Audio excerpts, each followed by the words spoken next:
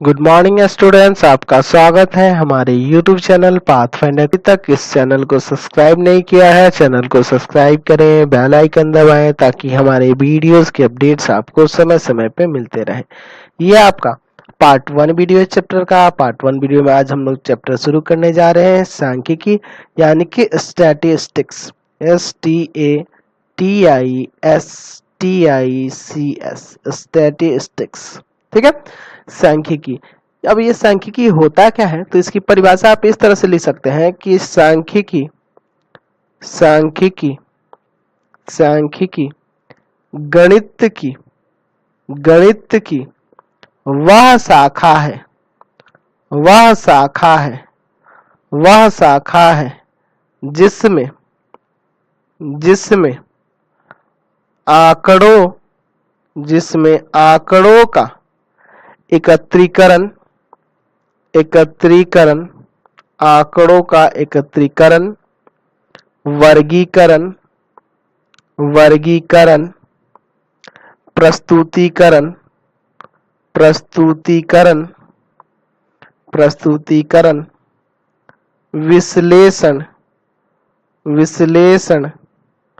विश्लेषण एवं व्याख्या की जाती है। चलिए तो इसको समझते हैं। सांख्यिकी गणित की वह शाखा है जिसमें आंकड़ों का मीनिंग समझते हैं। डाटा मतलब क्या है, जैसे मान लीजिए आपके क्लास टीचर बोले आपसे कि आप अपने क्लास के सभी बच्चों के, है ना, वजन या द्रव्यमान, है ना, ऐसे कहें वजन या द्रव्यमान, आप उसके एक चार्ट तैयार करिए। तो आप सभी का वजन के साथ, उनके नाम के साथ उनका वजन लिख के एक चार्ट तैयार करेंगे ना, वही आपका क्या है, एक आंकड़ा है, डाटा है। समझ गए। तो डाटा कई तरह के हो सकते हैं। आप क्लास 9 में पढ़े हुए हैं, नहीं पढ़े होंगे तो आप नीचे जाकर डिस्क्रिप्शन में 9 से रिलेटेड हम वीडियो के लिंक दे देंगे, उसको देख के तब ये 10th क्लास का पढ़ेंगे तो और अच्छे से समझ में आएगा। चलिए तो देखते हैं। सांख्यिकी गणित की वह शाखा है जिसमें आंकड़ों का, ठीक है, डाटा का एकत्रीकरण मतलब समझते हैं, कलेक्शन, उसको कलेक्ट करना, इकट्ठा करना। वर्गीकरण यानी कि उसको अलग अलग वर्ग में बांटना, ठीक है। अगर मान लीजिए जैसे वजन ही है तो हम 10 केजी वाले को अलग ग्रुप बना दिए, है ना, 15 केजी वाले का अलग बना दिए, 16 केजी वाले का अलग बना दिए। इस तरह से जो उसको अलग अलग वर्ग में क्लासिफाई कर दिए, है ना, वही कहलाएगा यहाँ वर्गीकरण, ठीक है। अलग अलग वर्गों में बांटना ही उसका वर्गीकरण हुआ। प्रस्तुतिकरण यानी कि उसको रिप्रेजेंट करना, दर्शाना, ठीक है। विश्लेषण यानी कि उसके बारे में छानबीन करना, है ना, उसके बारे में छानबीन करना, वही विश्लेषण कहलाता है। व्याख्या मतलब उसके बारे में विस्तृत रूप से बताना, है ना, वही क्या कहलाता है, व्याख्या कहलाता है। तो ऐसे आपको समझ गए। सांख्यिकी गणित की वह शाखा है जिसमें आंकड़ों को इकट्ठा करते हैं, उसको अलग अलग वर्गों में बांटते हैं, उसको प्रस्तुत करते हैं, उसके बारे में छानबीन करते हैं और फिर उसकी व्याख्या करते हैं, ठीक है। चलिए ये परिभाषा क्लियर हो गया। अब देखिए क्लास 9th में हमने बहुत सारे चीजों के बारे में पढ़ा था। जैसे याद है आपको, दंड आलेख पढ़े थे, दंड आलेख, आयत चित्र, है ना, बारंबारता बहुभुज।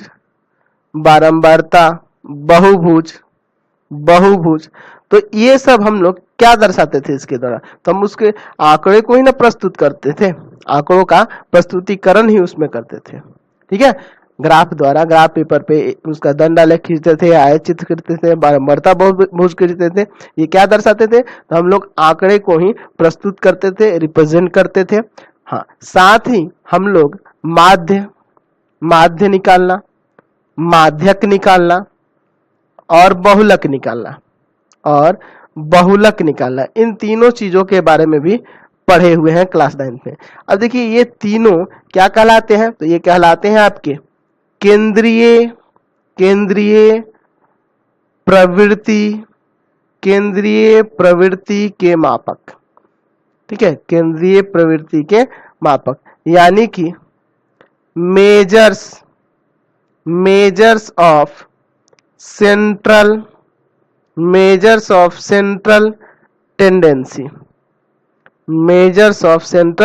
टेंडेंसी के नाम से इसे जानते हैं। तो ये 9th में हम लोग पढ़ चुके थे। फिर दोबारा से हमें क्लास 10th में थोड़ा सा और ज्यादा इसको विस्तार से पढ़ना है इस चैप्टर में। तो चलिए हम लोग शुरू करते हैं यही टॉपिक। चलिए तो सबसे पहले हम लोग बात करेंगे अवर्गीकृत आंकड़ों का माध्य, यानी कि मीन ऑफ अनग्रुप्ड डाटा। ठीक है, और इसमें सबसे पहला पॉइंट होगा कि जब आंकड़ा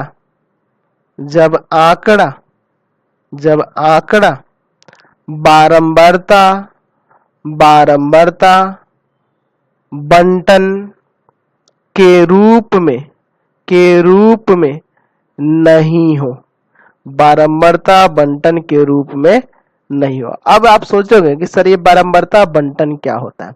तो देखिए, जब किसी आंकड़े को, समझिए यहाँ पे, जैसे जब किसी आंकड़े को, जैसे मान लीजिए यहाँ 4 लिख दिए, यहाँ पे उसकी बारंबारता लिख दिए, बारंबारता। ठीक है, जैसे मान लीजिए आपके पास एक आंकड़ा दिया हुआ है 1 2 1 3 4 1 1 2 3, इस तरह से दिया हुआ है। ठीक है, यही एक आंकड़ा दिया है। यहाँ पे चर कौन कौन से हैं? 1 है, 2 है, 3 है और 4 है। 1 इसमें कितना बार है? तो 4 बार है। 2 कितना बार है? तो आपका 2 बार है। 3 कितना बार है? 2 बार है। 4 कितना बार है? 1 बार है। तो इस तरह से जो सजा दिए हैं ना इस आंकड़े को, यही आपका बारंबारता बंटन कहलाता है। तो यहाँ कह रहा है कि जब आंकड़ा बारंबारता बंटन के रूप में नहीं हो, मतलब इस रूप में नहीं होगा तब, यानी कि सिर्फ आपका पंक्ति में दिया होगा तब कैसे हम लोग माध्य निकालेंगे उसके बारे में समझेंगे। तो यहाँ हम लोग मान लेते हैं कि माना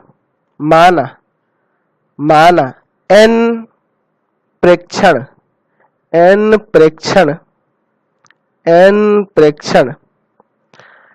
प्रेक्षण x1 x2 x3 dot dot dot कहां तक?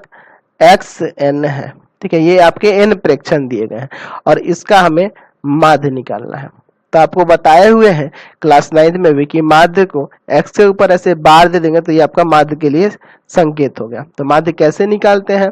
तो माध्य क्या हो जाएगा? तो इन सबको जोड़ दीजिए, यानी x1 plus x2 plus x3 plus dot dot dot कहां तक? xn तक, और बटा में इन प्रेक्षणों की संख्या। तो ये कितने प्रेक्षण है? n है, तो बटा में n। या इसको ऐसे भी लिख सकते हैं, sigma i is equal to 1 to n x i बटा में n। देखिए यहाँ i का वैल्यू 1 रखिएगा तो x1 आ जाएगा, 2 रखिएगा तो x2, 3 रखिएगा तो x3, n रखिएगा तो xn, ये सब ना आएंगे। चलिए, और सिग्मा किसको सूचित करता है? योग को। समझ रहे ना? तो इसका मीनिंग और इसका मीनिंग एक ही है, समझ गया? चलिए, तो माध्य निकालने के लिए ये आपका फॉर्मूला हो जाएगा, यानी कि यहां से आप लिख सकते हैं कि माध्य बराबर क्या हो जाए?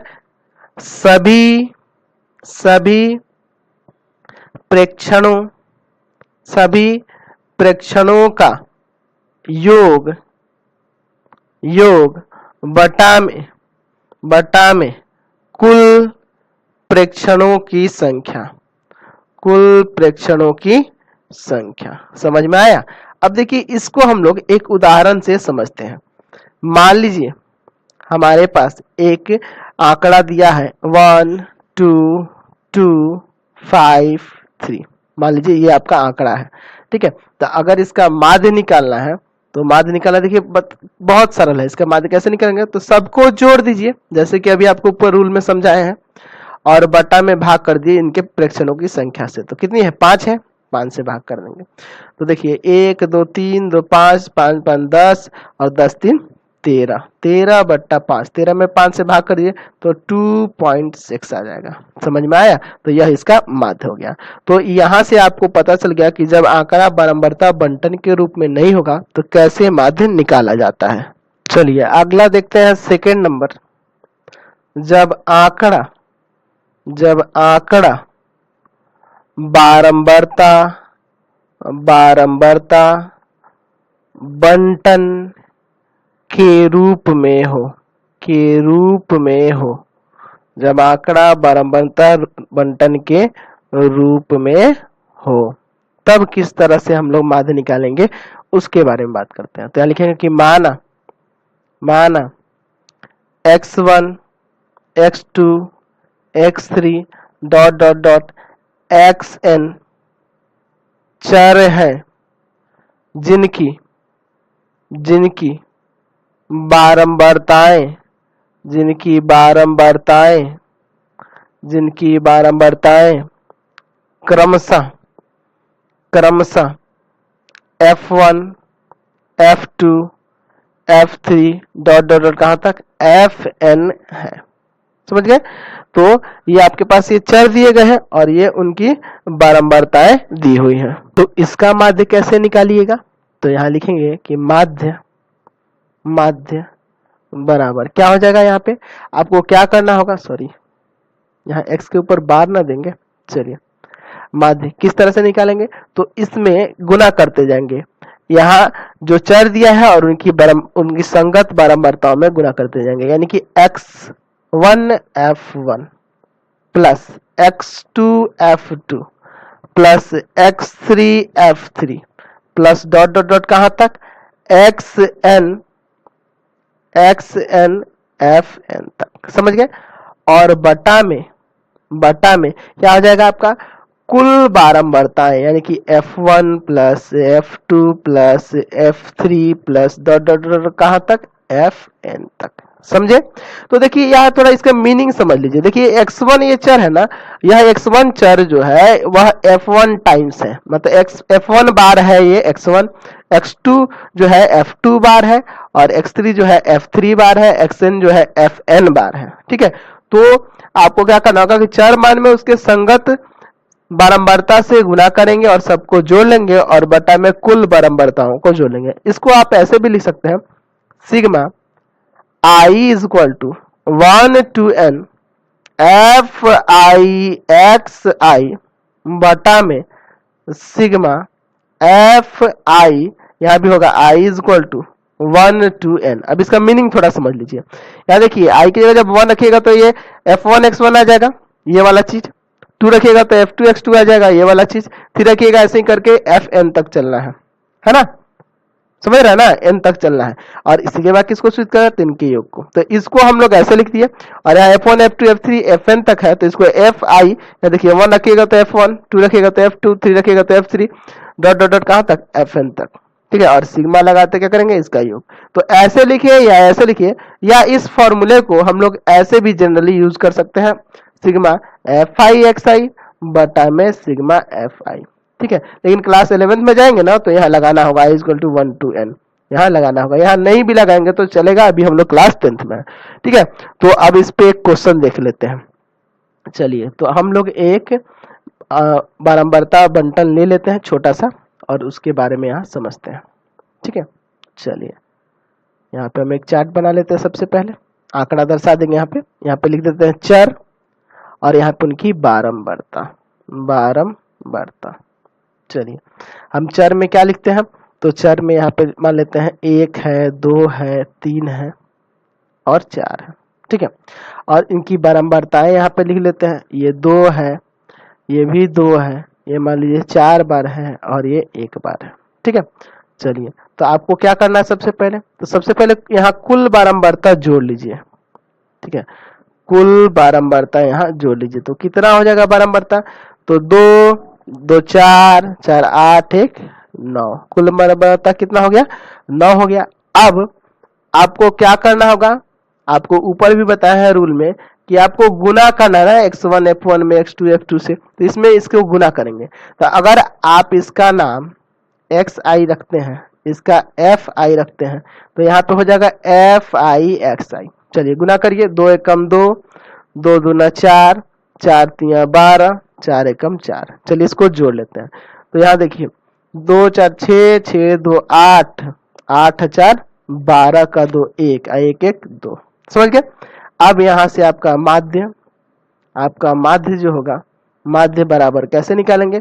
तो अभी आपको बताया ना ऊपर फॉर्मूला, सिग्मा fi(xi) बटा में सिग्मा fi, यानी कि 22, इसका सम यही ना है 22, और सिग्मा fi का सम कितना है? 9।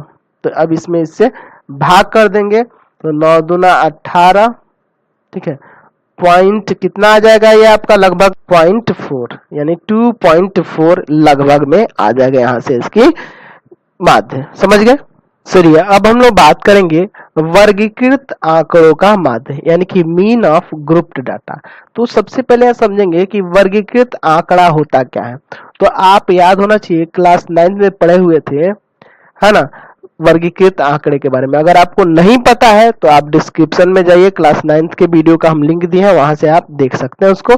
फिर भी हम थोड़ा सा बता देते हैं, ठीक है। तो हम लोग वर्गीकृत आंकड़ा दो तरह का देखते थे, एक होता था अतिव्यापी, अतिव्यापी, और एक होता था अंतिव्यापी, अंतिव्यापी, ठीक है।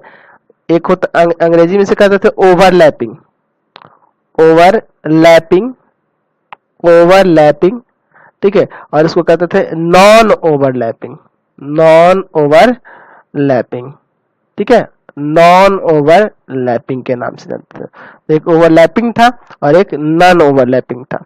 तो अतिव्यापी और अंतिव्यापी है क्या? जैसे मान लीजिए कोई वर्ग है, यहाँ वर्ग दिया गया है, या वर्ग अंतराल कहिए या वर्ग कहिए, एक ही बात है, वर्ग अंतराल। अब यहाँ दिया 0 से 10, 10 से 20, 20 से 30, तो इस तरह से दिया रहेगा ना, तो इसी को अतिव्यापी कहते हैं। यानी कि वर्ग की उच्च सीमा अगले वर्ग के निम्न सीमा के बराबर हो, वर्ग की उच्च सीमा अगले वर्ग की निम्न सीमा के बराबर, तो इस तरह से जो होगा वो आपका अतिव्यापी होता है।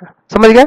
चलिए अगर अंतिव्यापी में बात करें तो यहाँ जो वर्ग अंतराल यानी कि क्लास इंटरवल, वर्ग अंतराल को अंग्रेजी में क्लास इंटरवल कहा जाता है, वो दिया हो 1 से 11, है ना, या 1 से 10, 1 से 10, 11 से 20, 21 से 30, तो इस तरह का दिया होगा तो ये अंतिव्यापी होता है। इसमें क्या होगा कि वर्ग की उच्च सीमा अगले वर्ग के निम्न सीमा के बराबर नहीं होगी। देख लीजिए कहाँ बराबर है, नहीं ना है, तो इस तरह की जो वर्ग होते हैं उनको क्या कहते हैं? अंतिव्यापी, ठीक है। तो ये अतिव्यापी वर्ग अंतराल है और ये अंतिव्यापी है, ठीक है। अब ये वर्ग अंतराल क्या होते हैं, वर्ग चिन्ह क्या, तो इन सब चीजों के बारे में हम क्लास 9 में पढ़ाए हुए हैं, आप जाके नीचे डिस्क्रिप्शन से उस वीडियो को देख सकते हैं, क्योंकि अब 9 का टॉपिक फिर लेके बैठेंगे तो पता चलेगा वीडियो कहाँ से कहाँ पहुंच गया। अब इसमें ध्यान रखना होगा आपको कि माध्य निकालने के लिए, है ना, जब अगर वर्ग अंतराल अंतिव्यापी में दिया होगा तो उसको अतिव्यापी में बदलना होगा, इसको इस रूप में बदलना हो। तो बदलने के लिए आपको क्लास 9 में बताए थे, फिर आपको थोड़ा सा समझा दे रहे हैं। पहले आपको देखना होगा कि यहाँ वर्गों, प्रत्येक वर्ग में वर्ग की उच्च सीमा और निम्न अगले वर्ग की निम्न सीमा में कितना का अंतर है, कितना का अंतर है। तो यहाँ एक कितना का अंतर दिख रहा है? 1 का अंतर दिख रहा है, तो उसका आधा करेंगे यानी कि आ जाएगा 0.5। यह 0.5 इस प्रत्येक वर्ग के निम्न सीमा में से घटाएंगे और उच्च सीमा में जोड़ देंगे, निम्न सीमा में घटाएंगे और उच्च सीमा में जोड़ देंगे, तब ये आपका अतिव्यापी में बदल जाएगा। जैसे देखिए यहाँ पे अगर आप इसमें 0.5 घटाएंगे तो ये 0.5 हो जाएगा, इसमें 0.5 जोड़ेंगे तो ये 10.5 हो जाएगा, इसमें 0.5 घटाएंगे तो ये 10.5 हो जाएगा, और ये आपका 20.5 होगा। मतलब कि निम्न सीमा घटाएंगे और उच्च सीमा में जोड़ेंगे, ठीक है, जितना का अंतर होगा उसका आधा करके, ठीक है। उसी तरह यहाँ भी आपका हो जाएगा 20.5, यहाँ हो जाएगा 30.5। समझ में आया? इस तरह से चलिए क्लियर हो गया। तो इसमें 3 विधियों के बारे में क्लास 10 में पढ़ना है। तो पहला विधि देखते हैं, प्रत्यक्ष विधि यानी डायरेक्ट मेथड द्वारा हम लोग वर्गीकृत आंकड़े का माध्य कैसे निकालते हैं। तो इसमें देखिए माध्य निकालने के लिए फॉर्मूला होता है। माध्य निकालने के लिए फॉर्मूला किस तरह से होता है? तो उसका फॉर्मूला होता है सिग्मा एफ आई एक्स आई, यहाँ I equal to 1 to n ले भी सकते हैं, नहीं भी ले सकते हैं, बटा में सिग्मा एफ आई यानी कि I equal to 1 to n, ठीक है, 1 to n, या इसको ऐसे भी तो लिख सकते हैं ना, sigma f I x i बटा में सिग्मा एफ आई, ठीक है। अब यहाँ थोड़ा समझिएगा ये एफ आई एक्स आई ये सब है क्या, ठीक है। तो यहाँ जो है आपका, यहाँ लिख सकते हैं जहां जहां एफ आई बराबर बारंबारता, ये बारंबारता को सूचित कर रहा है, एक्स आई जो है आपका है वर्ग चिन्ह, ये क्या है आपका? वर्ग चिन्ह है, ठीक है। अंग्रेजी में कहते हैं इसको क्लास मार्क्स, ठीक है। ये क्लास मार्क्स क्या कहलाता है इसको समझिए। तो एक्स आई निकालने के लिए यानी कि वर्ग चिन्ह निकालने के लिए होता है आपका उच्च सीमा प्लस निम्न सीमा, या ऐसे लिख सकते हैं निम्न सीमा प्लस उच्च सीमा निम्न सीमा प्लस उच्च सीमा बटा 2, निम्न सीमा प्लस उच्च सीमा बटा 2 क्या होता है आपका वर्ग चिन्ह निकालने के लिए। तो यहाँ फॉर्मूले से पता चल रहा है कि ये जो वर्ग चिन्ह है और उसकी बारंबारता है दोनों में गुना करेंगे और उनका योग और बटा में सभी बारंबारताओं का योग से भाग कर देने से आपका माध्य निकल जाता है। क्लियर हो गया। अब चलिए इस पे एक उदाहरण लेके समझते हैं। चलिए तो ये आपका एक उदाहरण रहा, अब इसको लेकर हम लोग समझते हैं प्रत्यक्ष विधि द्वारा इसका माध्य कैसे निकलेगा। तो सबसे पहले एक इसका डाटा तैयार कर लेते हैं इस तरह से, ठीक है। कितने दिए हैं 3 3 6 है, थोड़ा और लंबा करना होगा हमें। चलिए ये हो गया आपका। अब यहाँ पे हम लोग को क्या क्या के लिए चाहिए, तो एक चाहिए वर्ग अंतराल के लिए, चलिए एक वर्ग अंतराल के लिए, ठीक। दूसरा चाहिए विद्यार्थियों की संख्या जो है वो यहाँ पे एक वर्ग चिन्ह के लिए और एक FI/XI के लिए, ठीक है। चलिए अब यहाँ पे हम लोग सबको दर्शाते हैं, ठीक है। जो जो हमारे पास दिया है उन सब चीजों को लेकर यहाँ पे हम लोग दर्शाएंगे। तो सबसे पहले यहाँ वर्ग अंतराल लिखेंगे। चलिए इसमें सबको लिख देते हैं, पहले नाम लिख देते हैं यहाँ पे। वर्ग अंतराल यानी क्लास इंटरवल, शॉर्ट में लिख सकते हैं विद्यार्थियों की संख्या, इसको हम FI से सूचित कर देते हैं, क्या दिक्कत है। यहाँ लिखते हैं XI, XI का मतलब समझ ही रहे हैं वर्ग चिन्ह है, यहाँ वर्ग चिन्ह है, ठीक है। वर्ग चिन्ह, वर्ग चिन्ह, ठीक है। और ये जो होगा FI/XI जैसे कि आपको बताया है, ठीक है। चलिए आगे बढ़ते हैं हम लोग, ठीक। चलिए तो यहाँ लिख देते हैं वर्ग अंतराल जो दिया है 10 से 25, ठीक है। 25 से 40, 40 से 55, 55 से 70, 70 से 85 और 85 से 100, ठीक है। अच्छा इनकी बारंबारताएं दी हुई है 2 3 7 6 6 6, ठीक है इतना। अब वर्ग चिन्ह कैसे निकालेंगे, तो वर्ग चिन्ह निकालने के लिए आपको बताया है क्या करना होगा कि निम्न सीमा प्लस उच्च सीमा इन दोनों को जोड़ के 2 से भाग करेंगे। वर्ग अंतराल की निम्न सीमा और उच्च सीमा को जोड़ के 2 से भाग, इन दोनों को जोड़िएगा 35, 35 में 2 से भाग करिएगा तो आ जाएगा 17.5। इन दोनों को जोड़िए तो ये हो जाएगा 65 ना, और 65 में 2 से भाग करिएगा तो 32.5। इन दोनों को जोड़िए 95 कितना हो जाएगा 95 ना, तो 95 में 2 से भाग कर दीजिएगा तो आपका हो जाएगा 47.5। चलिए इन दोनों को जोड़िए तो 125 में 2 से भाग कर दीजिएगा तो आपका आ जाएगा 62.5। चलिए इन दोनों को जोड़ दीजिए तो ये हो जाएगा आपका 155, 155 में 2 से भाग करिएगा तो 77.5। इन दोनों को जोड़िएगा तो ये आपका कितना हो जाएगा 185, 185 में 2 से भाग करिएगा तो आपका आ जाएगा 92.5। समझ गए। अब FI/XI यानी इसमें इससे गुना करिए तो ये हो जाएगा 35, इसमें इससे गुना कर दीजिएगा तो आ जाएगा 97.5, 97.5 इसमें इससे गुना कर दीजिएगा 47.5 में 7 से तो आ जाएगा 332.5। चलिए इसमें इससे गुना करिएगा तो आ जाएगा 375।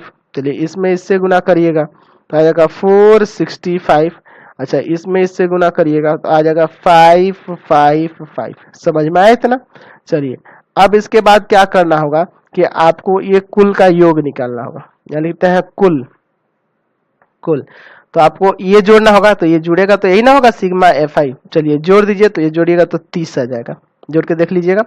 चलिए इससे कोई मतलब नहीं है, हमें फिर FI/XI को जोड़ना होगा क्योंकि हमें सिग्मा FI/XI का मान चाहिए। चलिए तो इसको जोड़ दीजिए, तो इसको जोड़िएगा तो आएगा 1860, जोड़ के देख लीजिएगा आप, ये आ जाएगा, ठीक है। और ये 30, तो यहाँ से आपको पता ही है माध्य कैसे निकालना है। तो यहाँ माध्य बराबर क्या हो जाएगा, तो सिग्मा FI/XI बटा में सिग्मा FI, सिग्मा FI यानी कि 1860 बटा में 30 भाग कर देंगे, 1 0 1 0 कट गया, इससे ये काट देंगे 62 बार में कट जाएगा, यानी कि माध्य यहाँ से कितना आ गया 62 आ गया। तो यहाँ से ये आपको समझ गया मेथड। चलिए दूसरा मेथड देखिए, दूसरा मेथड है आपका काल्पित माध्य विधि यानी कि एज्यूम्ड मीन मेथड, ठीक है।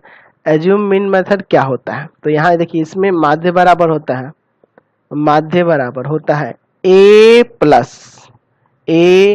Plus sigma FI D i बटा में सिग्मा एफ आई।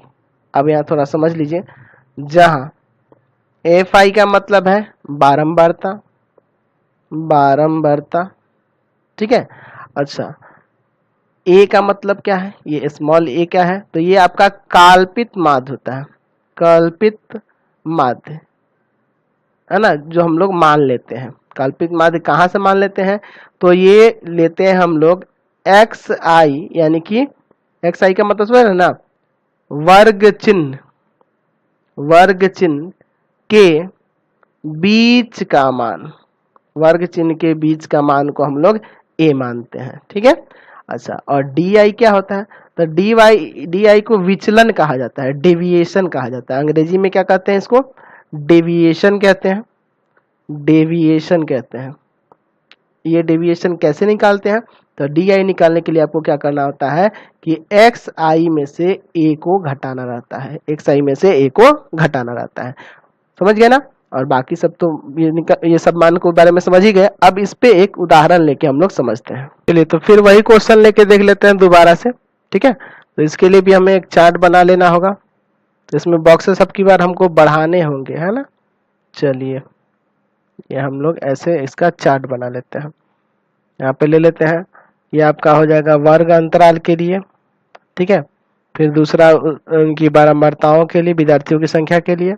फिर उसके बाद एक्स आई निकालना होगा। फिर उसके बाद आपको क्या निकालना होगा, डी आई निकालना होगा, ठीक है। और फिर उसके बाद आपको एफ आई डी आई निकालना होगा, ठीक है। चलिए, तो अब इसमें लिखते हैं सबको जो जो हमें निकालना है। चलिए, तो यहाँ लिखेंगे सबसे पहले किसको, वर्ग अंतराल यानी क्लास इंटरवल, ठीक है। विद्यार्थियों की संख्या, इसको हम लोग एफ आई से सूचित करते हैं, पहले भी बता चुके हैं। यहाँ वर्ग चिन्ह, वर्ग चिन्ह यानी कि एक्स आई, ठीक है। यहाँ पे क्या लिखना होगा, तो यहाँ लेना होगा डी आई। तो डी आई कैसे निकलेगा अभी आपको बताएंगे, ठीक है। उसके बाद एफ आई डी आई। चलिए, यहाँ पे देखते हैं, तो इसको लिख देंगे ना, 10 से 25, 25 से 40, 40 से 55, 55 से 70, 70 से 85, और 85 से आपका कितना हो जाएगा, 100, ठीक है। और इनकी एफ आई यानी कि विद्यार्थियों की संख्या तो दी हुई है ना, 2 3 7 6 6 6, ठीक है। वर्ग चिन्ह कैसे निकलेगा, तो पहले ही बता चुके, इन दोनों को जोड़ के और 2 से भाग करना होगा, यानी कि 17.5 आएगा, फिर 32.5 आएगा, फिर 47.5 आएगा, फिर 62.5 आएगा, फिर 77.5 आएगा, फिर 92.5 आ जाएगा। सबको लिख दिए। अब समझिए यहाँ पे डी आई कैसे निकाल जाता है, तो आपको बताया है कि एक्स आई में से ए को घटाते हैं, तो ए क्या होता है, तो ए वर्ग चिन्ह के मध्य का मान, तो मध्य में तो ये दोनों है ना, बीच में ये दोनों है, तो इन दोनों में से कोई एक, तो ये ऊपर वाला ले लेते हैं 47.5, एज्यूम मीन मतलब इसको मान लिए, ठीक है, ए को। चलिए, अब इसमें से घटाना होगा एक्स आई में से 47.5 को, मतलब 17 में से 47.5 घटाएंगे तो माइनस का 30 आ जाएगा। फिर 32.5 में से घटाएंगे 47.5 तो माइनस का 15। फिर इसमें से इसको घटा देंगे तो 0। फिर 62.5 में से 47.5 घटाएंगे तो फिर से आपका 15।